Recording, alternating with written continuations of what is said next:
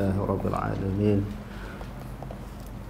نحمده ونستعينه ونستهديه ونستغفره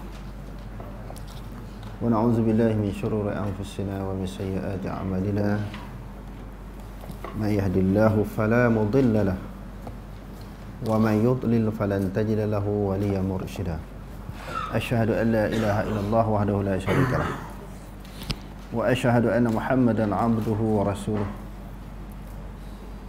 اللهم صل وسلم وبارك على محمد وعلى آله وأصحابه أجمعين اللهم رب اشرح لي صدري ويسر لي أمري واحلل عقدة من لساني يفقهوا قولي ولا حول ولا قوة إلا بالله العلي العظيم أما بعد باب ما جاء في سكتتين في الصلاة. Depan tu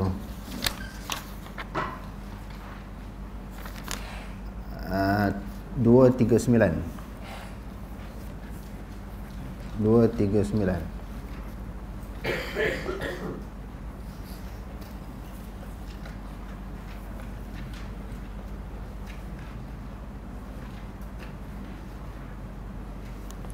tajuk 177.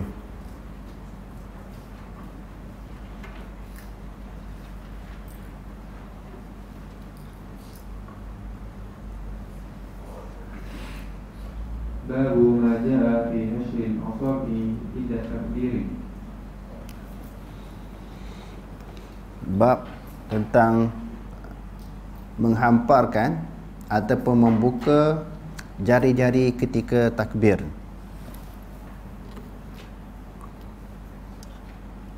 Maka berdasarkan kepada sunnah Nabi, bila takbir ni dia sunat buat macam mana? Kita buka kembang, bukan rapat je tu. Kita kembangkan jari kita. Berdasarkan kepada sunnah Nabi, bila Nabi SAW sembahyang, ketika takbir itu dia buka tangan. Dia menghampar ataupun membuka tangan. Membuka jari. Dia menghampar ataupun membuka jari jemarinya ketika takbir. Okey, terus. حدثنا قتيبة وأبو سعيد الشج قال حدثنا يحيى بن يمان عن ابن أبي ذئب عن سعيد بن سلمان عن أبي هريرة قال كان رسول الله صلى الله عليه وسلم إذا كبر للصلاة نشر أصابعه. Imam Tirmizi dengan sanadnya daripada Abu Hurairah radhiyallahu an, dia kata adalah Rasulullah sallallahu alaihi wasallam apabila beliau bertakbir untuk menunaikan sembahyang, dia telah membuka ataupun menghamparkan jari jemarinya. Maknanya dia meregangkan antara satu jari dengan jari yang lain tanpa dirapatkan. Okey, terus. Qala Abu Isa hadithu Abi Hurairah hasan. Okey, terus. Qad rawa man wahid hadha hadith. Imam Abu Isa At-Tirmizi yang menyusun hadis ini, dia kata hadis ini status dia adalah hadis yang hasan. Okey, terus. Qad rawa man wahid hadha hadith an ibni Abi ذئب an Sa'id. Bukan seorang yang meriwayatkan hadis ini daripada Abu Hurairah, bahkan ada beberapa orang lagi turut meriwayatkan hadis yang sama yang diambil daripada Abu Hurairah radhiyallahu an. Okey, terus. An Abi Hurairah anna an-nabiy sallallahu alaihi wasallam kana idza dakhala fi salati rafa'a yadayhi maddan. Dalam riwayat yang kedua, Abu Hurairah kata bahawasanya Nabi SAW apabila dia masuk sembahyang, riwayat yang pertama tadi idza kabbara, apabila dia bertakbir. Riwayat yang kedua idza dakhala fis solah. Maknanya dia takbir, dia nak takbir kena masuk dalam sembahyang dulu. Masuk baru takbir. Maknanya samalah dengan hadis yang pertama tadi. Lalu dia mengangkat tangannya di dalam keadaan memanjang. Apa maksud? Mengangkat tangan. Tidaklah maknanya tak angkat tangan. Angkat memanjang maknanya meninggi. Tadi kita sebut antara jari jemari direnggangkan. Angkat tu sampai dekat mana? Angkat tu dia ada dua riwayat, dua keadaan pernah dilakukan oleh Rasulullah sallallahu alaihi wasallam. Yang pertama berbertulan dengan bau. Ini dah kita belajar dalam hadis-hadis yang lepas, berbertulan dengan bau. Yang kedua sejajar dengan telinga. Jadi sebahagian daripada pendapat ulama kalau lelaki atas, perempuan sini. Tetapi kalau kita tengok dalam hadisnya, lelaki perempuan boleh mengangkat tangan sejajar dengan bau dan juga sejajar dengan telinga. Sebab itu pernah dilakukan oleh Rasulullah dalam kedua-dua keadaan. Lelaki perempuan sama. Dan Rasulullah SAW tidak membezakan antara sembahyang bagi kaum lelaki dan sembahyang bagi kaum wanita. Tak ada beza, sama aja. Cuma adalah riwayat yang lemah yang dikemukakan oleh Imam Baihaqi di dalam sunannya. Jadi setelah ulama-ulama hadis membuat kajian, Rasulullah dia tidak membezakan sembahyang lelaki dan perempuan. Dan hadis yang secara umum Rasulullah menyebut sallu kama raaitumuni usalli. Sallu kama raaitumuni usalli. Sembahyanglah kamu. Jadi bila Rasulullah sallallahu alaihi wasallam suruh sembahyang, termasuk kaum lelaki dan juga kaum wanita. Perintah dan arahan ini termasuk dua golongan, lelaki dan perempuan. Sembahyang sebagaimana kamu melihat aku sembahyang. Jadi Rasulullah sembahyang macam mana? Perlu cara Rasulullah sembahyang ataupun kafiat Rasulullah sallallahu alaihi wasallam sembahyang sebagaimana yang disuruh tadi perlu diikuti oleh kaum lelaki dan juga wanita. Jadi sama aja, tidak ada beza. Sama ada ketika takbir, cuma dalam mazhab Syafi'i ada bezalah. Dulu pun dah kita hurai ada beberapa kali kan. Jadi kita tak hurai, orang tengok live ni tak ada beza. Yang itu kita sebut dalam mazhab ada. Dalam mazhab Syafi'i ada orang perempuan macam ni takbir. Lepas tu ketika rokok di ad-dhammu, maknanya dihimpunkan. Itu sunat dalam mazhab Syafi'i. Begitu juga ketika sujud, dhammu, dihimpunkan, jangan direnggangkan. Cuma alasan yang dikemukakan oleh ulama-ulama dalam mazhab Syafi'i tidak begitu kukuh apabila nak dikaitkan, disandarkan dengan hadis. Jadi pendapat yang kuatnya bahawa lelaki perempuan sembahyangnya sama. Sebab Rasulullah kata sallu kama raaitumuni usalli. Sembahyanglah sebagaimana kamu melihat aku sembahyang. Okey, kesimpulan daripada atas hadis tadi, boleh angkat lelaki perempuan sama macam ni dan juga begini. Okey, terus. Wa hadha asahhu min riwayat Yahya bin Yaman. Hadis ni lebih sahihlah daripada Yahya bin Yaman. Wa akhta Yahya bin Yaman fi hadha al-hadith. Cuma ada kesilapan daripada riwayat tersebut. Okey, terus. Qala huwa haddatsana Abdullah bin Abdul Rahman akhbarana Ubaydullah bin Abdul Majid al-Hanafi haddatsana ibn Abi Dhi'b an Sa'id bin Sim'ana qala سمعت أبا هريرة يقول كان رسول الله صلى الله عليه وسلم إذا قام إلى الصلاة رفع يديه مالا. Okey. Riwayat yang lebih sahih dia kata Yahya bin Yaman tadi tersilap. Hadis itu sahih, cuma tersilap di sudut dia menyebut idza dakhala. Riwayat yang lain idza qama ila shalah. Jadi maksudnya samalah Rasulullah dia masuk dalam sembahyang ataupun berdiri ketika nak menunaikan sembahyang.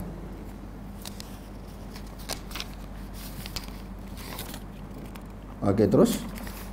Qala Abu Isa qala Abdullah bin Abdul Rahman wa hadha asahhu min hadith Yahya bin Yaman wa hadith Yahya bin Yaman qada'an.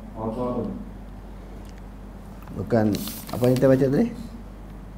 Khata'un, maknanya khata'. Khata' apa makna? Salah. Bukan qada'. Okey, terus. Tajuk yang kedua.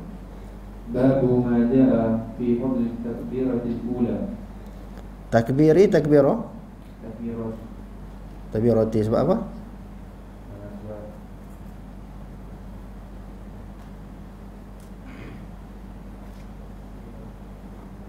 Mana pelajar kitab Faris? Takbirata tapi takbirati. Tak ada kitab. Oh, patutnya ada kitab. Okey Takbiratil ula. Dia jadi apa? Dia jadi mudhafun ilaih. Fadli maknanya majrur bi fi. Takbirati mudhafun ilaih. Ula maknanya sifat ataupun naat. Okey, terus dikata di sini bab yang telah datang tentang kelebihan takbir yang pertama. Apa maksud takbir yang pertama? Takbir bersama dengan imam. Maknanya kita sempat bersama dengan imam pada rakaat yang pertama. Tak kira lah sembahyang tu yang melibatkan sembahyang subuh 2 rakaat, asar 4, kita kata maghrib 3 rakaat kan. Yang paling comel, cantik, fadilat yang besarnya masuk sama dengan imam. Bukan kita masbuk lah maksudnya. Bukan kita masbuk. Kita muafiq bersama dengan imam. Jadi bermula daripada sebelum masuk sembahyang lagi dikira dah. Yakni ketika kita berada di dalam saf. Sebab tu sebelum kita takbir, melakukan pergerakan takbir sebelum masuk dalam sembahyang, pahala sembahyang dikira masa duduk dalam saf lagi. Sawu sufufakum fa inna taswiyatas sufufi min iqamatis salah wa fi riwayatin min tamamis salah. Sama dan juga rapatkan saf kamu, kerana menyamakan saf ataupun merapatkan saf sebahagian daripada kesempurnaan sembahyang. Maksudnya kalau saf kita tak rapat, dianggap sembahyang tak sempurna walaupun kita menunaikan sembahyang berjemaah. Sebab tu kita sebut tadi dalam hadis kita, sembahyanglah sebagaimana kamu melihat aku sembahyang. Rasulullah ni sebelum dia takbir, dia paling ke belakang dulu, dia tengok saf rapat ke tak rapat. Bila Rasulullah wafat, meninggal dunia, khalifah-khalifah yang dilantik selepas Rasulullah pun buat benda yang sama. Sayyidina Umar dia cek saf pertama, kedua, tiga sampai ke belakang ni, lurus tak lurus, sama tak sama, rapat tak sama, rapat ke tak rapat. Sebab apa? Tadi kita sebut dia memberi kesan kepada sembahyang kita. Pertamanya kesan tersebut apa? Tentang pahala. Yang keduanya memberi kesan apa dia? Ikatan antara hati ke hati di antara makmum. Sebab tu ada hadis yang lain, la tasawunna sufufakum aw la takhtalifanna baina qulubikum. Rasulullah sallallahu alaihi wasallam bersabda, sama ada kamu merapatkan saf kamu. Rapat macam mana? Sebagaimana yang kita baca dalam Sahih Bukhari. Rapat macam mana? Kaki bertemu dengan kaki, bau bertemu dengan bau. Sama ada kamu merapatkan saf-saf kamu ataupun Allah Ta'ala akan membalikkan hati-hati kamu. Hati-hati daripada kalangan makmum ni kadang-kadang jadi belaga, bercanggah, berkelahi, bermasam muka, hasad dengki, sebab tak diikat melalui sembahyang. Itu banyak berlaku daripada kalangan Melayu kita. Kalau kelahi, berbalah sampai ke mati. Isu yang kecil-kecil dia kelahi sampai ke mati. Rupanya bila kita cek, dia masalah kadang-kadang berpunca daripada masalah sembahyang tu. Kita sembahyang tak betul, tak ikut sunnah Nabi. Sebab tu kalau kita tengok orang Arab yang duk jaga sembahyang ni kan, biasanya orang Arab ni bila dia bergaduh tak sampai 5 minit, lepas tu sallu ala Nabi. Kadang-kadang bergaduh tu melibatkan naik tangan, naik kaki, kadang-kadang dengan mulut, kata-kata yang kesat yang menyakitkan hati orang. Tapi lepas tu mereka boleh baik balik sebab hati diikat. Jadi sebab tu pelajar-pelajar kena rapatkan sembahyang ni, kena jaga betul-betul. Sebab itu dianggap sembahyang ni sebagai apa? Tiang agama. Tiang ni suatu, kita kata satu benda di dalam sesebuah bangunan. Tiang ni memain peranan yang sangat penting untuk mendirikan sesebuah bangunan. Kalau tidak, bangunan tak boleh ditegakkan, didirikan tanpa tiang. Jadi agama ini, sembahyang itu tiang. Sebab itu ada dalam kitab-kitab tasawuf menyebut as-salatu imaduddin, faman aqamaha faqad aqamaddin wa man tarakaha faqad hadamaddin. Sembahyang itu tiang agama. Ini bukan hadis, walaupun orang kata hadis, ini bukan hadis. Dia ada dalam kitab-kitab tasawuf. Sembahyang itu dikira ataupun dianggap sebagai tiang kepada agama. Barang siapa yang mendirikan sembahyang, dia telah menegakkan, mengukuhkan agama Islam itu. Dan barang siapa yang meninggalkan sembahyang, sesungguhnya telah menghancurkan agama. Dia tak payah nak baca Quran, runtuh masjid, bunuh orang, tak perlu. Tinggal dia tinggal sembahyang, agama runtuh. Lebih-lebih lagi khususnya agama yang ada di dalam diri sendiri hancur. Bila agama dalam diri sendiri hancur, boleh buat benda haram, menipu, rasuah, penyeleweng, makan benda yang haram, menipu dan sebagainya, berpunca daripada tinggal sembahyang. Dan Allah Subhanahu wa taala menyebut pula di dalam Al-Quran, dalam surah Al-Ankabut, inna as-salata tanha 'anil fahsya'i wal munkar. Sesungguhnya sembahyang itu dapat mencegah kekejian dan kemungkaran. Sebab tu yang kita kata tiang tadi. Di antara perkara yang besar di dalam ibadat ini adalah sembahyang. Kalau kita tengok ibadat-ibadat, amalan-amalan yang lain, Allah Subhanahu wa taala mendatangkan perintah dan wahyu di atas muka bumi. Sama ada arahan itu datang semasa Rasulullah sebelum hijrah, ketika berada di Mekah, ataupun ketika sampai ke Madinah Al-Munawwarah. Tetapi sembahyang dijemput oleh Allah. Nabi SAW dijemput oleh Allah Subhanahu wa taala di dalam peristiwa Isra dan Mi'raj, ambil di langit.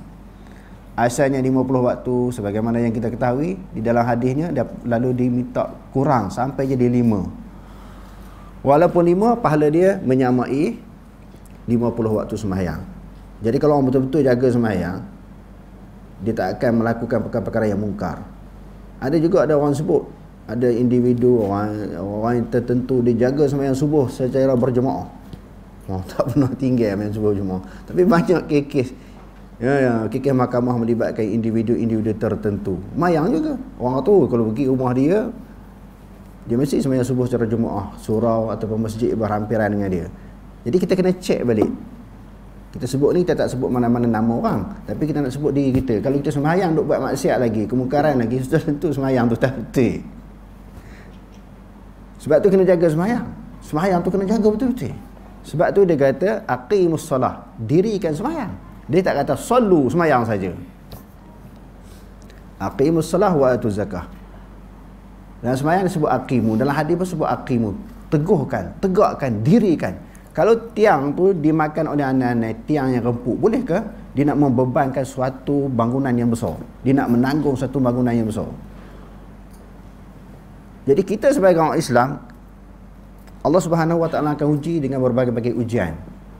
Nabi sendiri, inna sanulqi 'alaika qawlan saqila, sesungguhnya kami akan membebankan kepada kamu suatu bebanan yang berat, iaitu dakwah Islamiah kepada masyarakat. Tanpa kekuatan hubungan dengan Allah, bagaimana mungkin kita nak berhadapan dengan cabaran yang besar? Sebab tu kita tengok para ulama, pejuang-pejuang Islam, sembahyang dia cukup jaga. Sembahyang ni serius, bukan satu benda yang main-main. Jadi kalau pelajar-pelajar tengah sembahyang duk main lagi, bergurau lagi, maknanya tak jaga sembahyang lagi. Dia hanya sembahyang, dia tidak menegakkan sembahyang, dia tidak mendirikan sembahyang. Okey, jadi di antara kelebihan sembahyang ini, kita masuk takbir yang pertama bersama dengan imam. Sehingga para sahabat ni dia nak bersama dengan, sama ada takbir yang pertama ataupun sekurang-kurangnya dia nak supaya rakaat pertama tu tak terlepas, tak nak jadi masbuk. Ada hadis yang diriwayatkan oleh Imam Abu Daud, seorang sahabat yang dikenali dengan Abu Bakrah. Bila dia masuk dalam masjid, tengok Nabi rokok, dia pun rokok di depan pintu masjid. Dia rokok, dia berjalan dalam keadaan rokok, dia masuk dalam saf. Hadis ni mungkin dah kita baca lah kan. Nabi rokok ni tak sempat nak rokok dalam satu saf. Kalau dia datang sampai saf, nak masuk dalam saf, mungkin Nabi sami Allahu liman hamidah, mungkin Nabi bangun, dia takut tak sempat, dia Allahu akbar, dia rokok, dia terus rokok walaupun tak masuk dalam saf lagi dia berjalan terus masuk dalam saf. Lalu Nabi tahu perbuatan dia. Nabi kata zadakallahu hirsan wala ta'ud, semoga Allah Ta'ala menambahkan tamak kamu untuk dapat pahala berjemaah, untuk dapat pahala sah yang pertama, untuk mendapat rakaat yang pertama. Dan wala ta'ud, jangan kamu ulangi perbuatan itu lain kali, jangan ulang lagi. Sebahagian ulama baca wala tu'id, sembahyang tu tak payah ulang, perbuatan itu jangan ulang. Wala ta'ud, sebahagian ulama baca wala ta'ud, jangan kamu buat ulang perbuatan itu. Kalau wala tu'id, sembahyang tu tak payah ulang balik, sah. Sembahyang tu tak payah ulang balik, sah. Ada juga ulama baca wala ta'du, tak dikira sembahyang tu. Sebab apa? dia berdiri soft, tak masuk dalam soft, dia duduk sembahyang seorang diri. Sebab itu kalau tak masuk dalam soft, sembahyang seorang diri secara munfarid, dia sembahyang jemaah tetapi tak duduk dalam soft, hukumnya makruh. Sebagian ulama kata tak sah. Sebab tu dia kata wala ta'du, sembahyang itu tidak dikira. Okey, terus. حدثنا عقبة بن مخرم ونصر بن علي الجهضمي قال حدثنا أبو قتيبة سلم بن قتيبة عن طعمة بن عمرو عن حبيب بن أبي ثابت عن أنس بن مالك قال Rasulullah sallallahu alaihi wasallam. Imam Tirmizi dengan sanadnya daripada Anas bin Malik, dia kata telah bersabda Rasulullah sallallahu alaihi wasallam. Terus man shalla lillahi 40 yawman fi jama'atin yudriku takbiratal ula kutibat lahu bara'atun minan nar wa bara'atun minan nifaq. Man shalla 40 yawman, barang siapa yang sembahyang 40 hari. 40 hari ini maknanya 40 hari sekali malam lah, siang dan malam selama 40 hari. Pada sembahyang Jumaat yang dia mendapati takbir yang pertama. Tengok pelajar, sebab tu kita setiap tahun dalam masa 40 hari tak boleh balik. Mak bapak pun tak dibenarkan ziarah. Kita nak ambil fadilat ni, nak ambil fadilat ni 40 hari. Kalau tuan-tuan pergi ke Johor, dia ada kari 40 hari. Tu tak tahu dia ambil fadilat apa, kari kambing 40 hari, beratur orang. Jadi dalam hadis ni kata, siapa yang sembahyang 40 hari dan sembahyang berjemaah, dia mendapati takbir yang pertama, dicatat baginya 2 kebebasan. Yang pertamanya bebas daripada api neraka, yang keduanya bebas daripada sifat nifak. Jadi di dalam huraian para ulama, bebas daripada neraka di sini maksudnya dia tak buat perbuatan-perbuatan yang menjuruskan dia ke dalam neraka. Dia tak buat perbuatan-perbuatan yang dilakukan oleh penghuni neraka, yang dilakukan oleh ahli neraka. Itu berkat dia tu. Dia nak buat jadi takut, jadi rasa bersalah, rasa berdosa. Dia nak buat tu jadi berat. Orang yang nak buat salah ni jadi rasa ringan. Benda tu tak salah, dia rasa ringan, dia rasa mudah bagi nak buat jahat. Jadi dengan berkat dia menunaikan sembahyang 40 hari 40 malam secara berjemaah, dapat takbir yang pertama, maka 2 kebebasan yang akan diperolehi. Ini sebahagian disebut sebagai apa? Fadilat ataupun kelebihan. Yang keduanya bebas daripada nifak, daripada munafik. Sebab apa? Jadi ulama-ulama hadis kata bebas daripada munafik apa? Nak istiqamah 40 hari 40 malam tu senang ke? 40 hari 40 malam secara berjemaah, dapat takbir yang pertama, dapat rakaat yang pertama, takbir bersama dengan imam. Senang ke susah? 40 hari 40 malam, maknanya hari-hari kena pergi masjid lah. Siang malam pagi petang selama 40 hari 40 malam. Kalau dia lulus 40 hari 40 malam, lepas pada tu jadi senang main Jumaat. Nak istiqamah 40 hari 40 malam tu macam hujannya, ributnya, kadang-kadang panasnya. Kalau siang ni panas, nak pergi naik motor kan, naik basikal ke jalan kaki, akhirnya sembahyang di rumah pun cukup kot, sah kan. Sembahyang di rumah pun sah kan, tak sah sembahyang di rumah, sah. Dia ambil dalil tu. Akhirnya tak cukup 40, mungkin 39 hari. Dia jadi, bila dia tak dapat 40 hari, dia jadi berat. Bila berat, dia telah memiliki salah satu daripada sifat munafik. Wa idza qamu ila shalah qamu qusala. Jadi ulama kata berdasarkan pada hadis ni, dia salah satu ciri orang munafik dah ada kat dia. Sebab dia tak lepas 40 hari. Dia rasa berat, dia ada halangan-halangan tu, dia jadi susah bagi dia.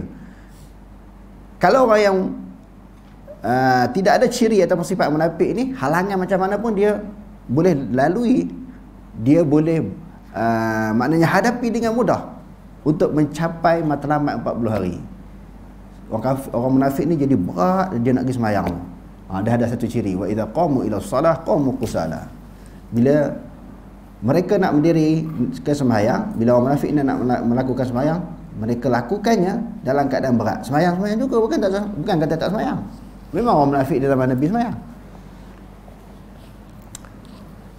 Kita dah berapa hari dah ni? Masuk tahun baru ni 20 hari dah.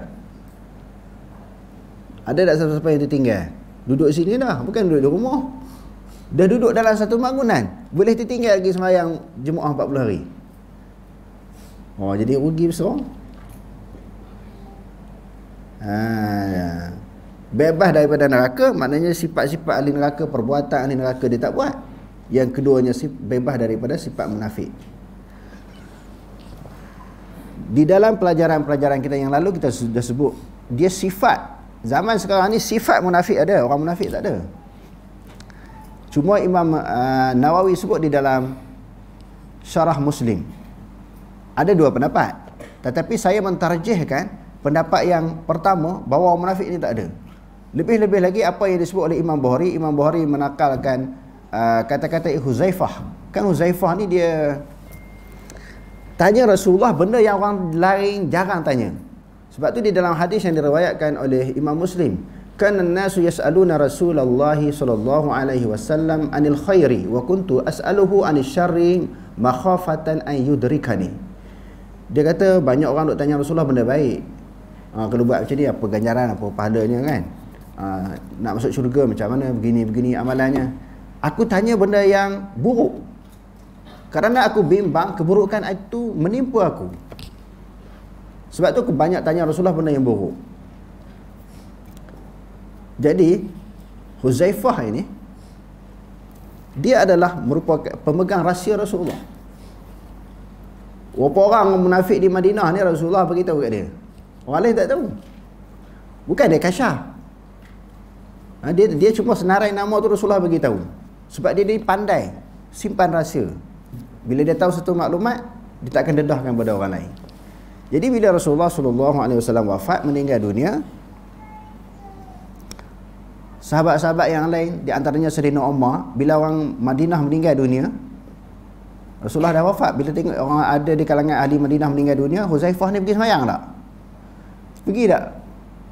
Pergi semayang jenazah orang mati tu. Kalau Rasulullah pergi, kalau Abu Huzaifah pergi, demo lain pun pergi lah. Kalau Huzaifah tak pergi, orang lain pun tak pergi. Sebab kan Rasulullah pernah semayang di atas jenazah Abdullah bin Ubay. Rasulullah pernah semayang atas jenazah orang munafik. Lalu datangnya ayat Quran kan, wala tusalli ala ahadi minhum mata abada wala taqum ala qabri. Janganlah sembahyang atas jenazah orang munafik, jangan duduk atas kubur dia, berdiri di atas kubur. Jadi selepas daripada itu Rasulullah tak sembahyang lah atas jenazah orang munafik. Jadi oleh kerana itu Huzaifah ibn al-Yaman ni pun, dia pun tak sembahyang lah jenazah orang munafik. Dan dia tahu senarai nama-nama orang munafik itu setelah diberitahu oleh Rasulullah SAW. Jadi orang munafik, maknanya di zaman kita sekarang ni sifat munafik adalah orang munafik. Huzaifah kata di zaman kita ni dah tak ada lah orang munafik. Sebab apa? Sebab orang munafik ni dia lawan Nabi. Dia lawan betul-betul Quran, dia lawan Nabi. Dan orang Islam di zaman sekarang ni bukan perangai macam Nabi. Kalau dia lawan kita lah. Dia hentam-hentam kita, bukan dia hentam Islam. Mungkin dia nampak ada, kita bercakap Islam, kita bercakap Quran hadis, mungkin kita sendiri pun tak ikut Quran, kita sendiri pun tak ikut hadis. Sebab tu dia lawan kita. Kita jangan menganggap dia lawan kita ataupun mana-mana individu dia lawan kumpulan kita. Ni bawa munafik ni. Tak boleh. Dia hanya ada ciri munafik. Orang munafik dah tak ada. Orang munafik ni dia lawan Nabi. Bila Nabi ni tak boleh nak take lah, Nabi mana ada salah apa. Kesalahan Nabi ni tidak membawa kepada dosa, kesilapan Nabi, kesilapan sebagai manusia. Tapi kalau dia lawan kita, memang banyak salah kita. Sebab tu jangan bila saya nak ulangi, saya ulang. Orang politik kata saya ulang. Bila orang hentam kita, kumpulan kita, jangan nak tuduh orang munafik.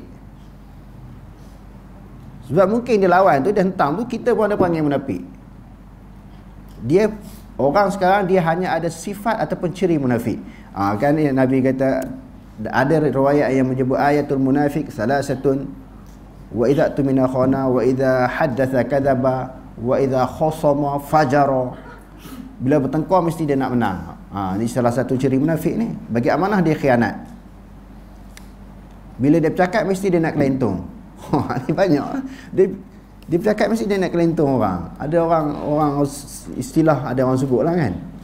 Ada manusia ni kadang-kadang pantang dia buka mulut dia menipu terus. Ada orang individu macam tu, orang kata lah, saya tak tahu siapa-siapa dia. Pantang dia bercakap mesti menipu. Ada video lain pula, dia tutup mulut pun orang nampak dia menipu. Itu sifat. Dia sifat. Dia bukan orang tu munafik. Sebab apa? Munafik dia ada dua kan? Nifaqul fi'li dengan nifaqul qalbi. Munafik perbuatan tu ramai orang ada. Yang bahaya sangatnya nifaqul qalbi. Maknanya munafik dalam hati. Maknanya di luar dia menzahirkan keimanan, kepercayaan kepada Allah, rukun iman, rukun Islam, kepada Rasul, yang tu dia percaya di mulut, tapi dalam hati dia memusuhi Islam. Dia benci dan sembunyikan kekufuran di dalam hati. Yang itulah yang termasuk di dalam innal munafiqina fid darkil asfali minan nar. Termasuk ayat tu. Terkena di dalam ayat di dalam surah An-Nisa, innal munafiqina fid dar asfali minan nar. Innal munafiqina fid darkil asfali minan nar. Orang munafik itu berada di dalam api neraka Allah yang paling bawah. Jadi munafik jenis ni ya. Nifaqul qalbi, maknanya munafik hati. Okey, terus. Qala Abu Isa وقد روي هذا الحديث عن أنس موقوفا فلا أعلم أحدا رفعه إلا ما روى سلم بن قتيبة عن طعمة بن عمرو عن حبيب بن أبي ثابت عن أنس وإنما. Okey. Abu Isa kata, diriwayatkan akan ini hadis daripada Anas. Pertamanya dia sebut ruwiya, diriwayatkan. Dia tak kata rawa. Ini adalah lafaz tamrid. Kalau kita mengaji hadis dipanggil lafaz tamrid. Tamrid ni maknanya sakit lah. Itu nak bagi tahu kepada orang yang dengar, orang yang mengaji, bahawa hadis ini dia ada masalah, ada keraguan. Bila hadis-hadis yang dhaif ataupun hadis-hadis yang lemah, ulama hadis ajar kita jangan baca di dalam keadaan pasti. Qala Rasulullah, fa'ala Rasulullah kaza wa kaza, Rasulullah buat begini, aku dengar Rasulullah kata macam ni. Sebab tu digunakan dengan lafaz tamrid. Maka hadis ni tak kuat. Lebih-lebih lagi dia kata hadis ni adalah mauquf, dia terhenti kepada Anas. Hadis mauquf ini sesuatu hadis yang disandarkan kepada sahabat. Sama ada di sudut perkataan, perbuatan dan juga ikrar sahabat. Itu hadis mauquf. Kalau hadis Nabi dipanggil hadis marfu', yang mana hadis marfu' ni yang diangkat sampai ke Nabi, ma usnida ila Nabi sallallahu alaihi wasallam min qaulin wa fi'lin wa taqririn. Sesuatu yang disandarkan kepada Nabi di sudut perkataan, perbuatan dan juga ikrar. Okey, terus nanti kita buat kesimpulan, boleh beramal tak? Tadi dengar huraian, syarahan sonok dah kan hadis ni. Ujung ni kita lemah pula hadis ni. Kok mana ni? Langsung jadi tahu hati nak beramal dengan sembahyang 40 hari secara berjemaah ni. Dah hadis ni tu bahas punya letih kan. Sampai mengantuk tunggu dengar syarah ni. Tiba-tiba hadis lemah pula, macam mana ni? Sebab tu setengah orang kata jangan mengaji hadis, kena mengaji kuat fiqh. Kuat mengaji fiqh dengan kuat mengaji hadis. Sebenarnya tak betul. Oleh kerana dia tidak ada pendedahan ataupun maklumat pengajian ilmu hadis ni, sebab tu dia malas mengaji hadis. Sebenarnya mengaji hadis ni sangat penting. Nanti kita buat kesimpulan tentang beramal dengan hadis ni. Okey, terus.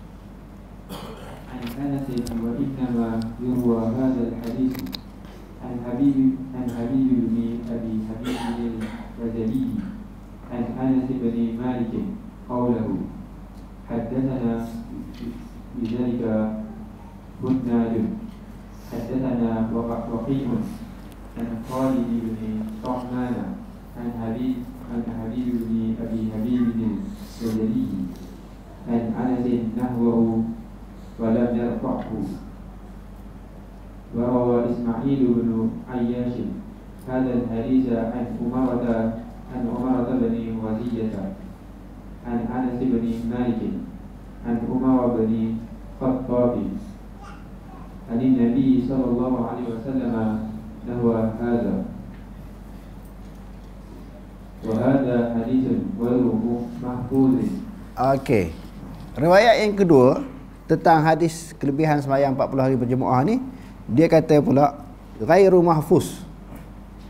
Ini di antara istilah yang diketengahkan oleh ulama-ulama hadis tentang hadis itu hadis yang dhaif, hadis yang lemah. Wa huwa hadisun mursalun, hadis itu mursal pula. Kalau kita kata mauquf, terhenti pada sahabat, dia tak lajak sampai Rasulullah. Itu mauquf. Adapun hadis yang mursal, gugur nama sahabat sampai kepada tabi'in sahaja, mursal. Sama ada mauquf ataupun mursal ini adalah sebahagian daripada bentuk hadis yang dhaif. Cuma hadis yang dhaif ini bukan boleh ditolak secara mutlak. Dia boleh kita diamalkan. Di antaranya di dalam bab fadailul a'mal ataupun di dalam targhib wa tarhib. Maknanya hadis berkaitan dengan galakkan untuk buat beramal dengan sesuatu amalan, ganjarannya begini. Hadis dhaif boleh beramal. Ataupun bila buat sesuatu kesalahan, dosa dia begian-begian besar. Maknanya sebagai satu ancaman, satu peringatan, boleh beramal walaupun hadis itu hadis dhaif.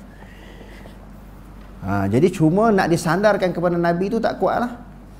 Kita katalah hadis ni hadis mursal ataupun kata-kata sahabat, kata-kata tabi'in, nak disandar kepada Nabi itu tak kuat. Lebih baik jangan dikaitkan dengan Nabi, kerana takut dibimbangi sebagaimana yang Nabi kata, man kaziba alayya muta'ammidan fayatabawwa maq'adahu minan nar. Barang siapa yang berdusta terhadap aku, hendaklah dia menempatkan diri dia dalam neraka. Sebab kita nak jual nama Nabi itu mesti pasti benda yang sahih. Cuma di sudut amalan hukum dia harus. Apatah lagi kalau hadis-hadis yang dhaif itu disokong oleh Quran. Ada ayat Quran yang memberi maksud yang sama dengan hadis yang dhaif. Ataupun ada hadis yang sahih yang sama arti dan maksud dengan hadis yang dhaif. Ataupun hadis yang dhaif itu diamalkan oleh para sahabat.